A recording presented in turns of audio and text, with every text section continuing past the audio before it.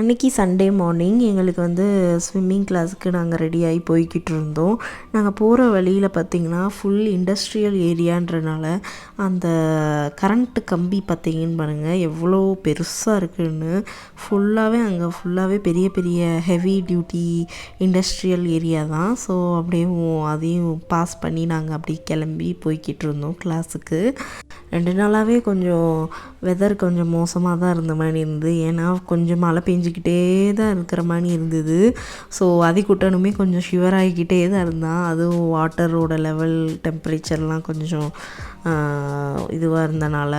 So அதிகுட்டா வந்து வழக்கம் போல் அவனோட ஸ்விம்மிங்கை வந்து ரொம்ப அழகாகவே பண்ணிக்கிட்டு இருந்தான். ஆக்சுவலாக இன்றைக்கி வந்து எங்கள் கோச்சு அங்கே உள்ள ஆஃபீஸ் ரூமில் இருப்பாங்க. அவங்க சொன்னாங்க அதிகுட்டா ஆக்சுவலாக இது வந்து எங்களுக்கு வந்து second batch. First batch 45 days முடிஞ்சிருச்சு. இப்போ செகண்ட் பேட்ச்சில் நாங்கள் 45 டேஸ் எடுத்திருக்கோம். அப்போ தான் அவங்க சொல்லிக்கிட்டு இருந்தாங்க அதிகுட்டா தான் பெஸ்ட்டு, ஃபஸ்ட்டு பேட்ச்லேயும் சரி இப்போயும் சரி அப்படின்னு. இவங்க வந்து அதிகுட்டா என்ன பண்ணாலும் சரி அவங்களுக்கு வந்து அது ரொம்ப பிடிக்கும். அவன் பண்ணுறது க்யூட்டாக இருக்கும் அப்படின்னு சொல்லுவாங்க.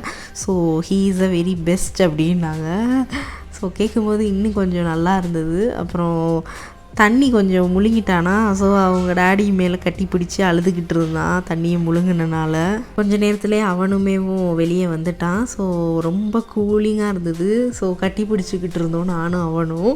நான் போன வீக் தான் நினச்சிக்கிட்டு இருந்தேன் இந்த இடம் பிளேஸ் ரொம்ப நல்லா இருக்கே அப்படின்னு. ஏதோ ஃபயர் பண்ணியிருப்பாங்க போல். இந்த இடம் ஃபுல்லாக அப்படியே கருப்பாயிடுச்சு. என்னோடய பழைய விலாகில் பார்த்தீங்கன்னா தெரியும் ஃபுல் க்ரீனாக இருந்தது. என்னடா நம்ம போன வாரம் தான் நினச்சிருந்தோம் அதுக்குள்ளேயுமா அப்படின்னு. அப்புறம் நாங்கள் கிளாஸ் முடிஞ்சு ஆக்சுவலாக ஒரு பர்த்டே பார்ட்டிக்கு வந்து கிஃப்ட் வாங்கணும் அப்படின்னு பிளான் பண்ணியிருந்தோம். ஸோ அப்படியே போகிற வழியில் டெக்கத்லான் போயிடலாம் இல்லை டிமார்ட் போகலாம் அப்படின்னு நினச்சோம். பார்த்தா மழை வந்துடுச்சு. பார்த்திங்கன்னா ஹெல்மெட்டில் தெரியும் மழை தூறிக்கிட்டு இருந்தது. சரி இருந்தாலும் போயிட்டு வந்துடுவோம் அப்படின்னு போயாச்சு.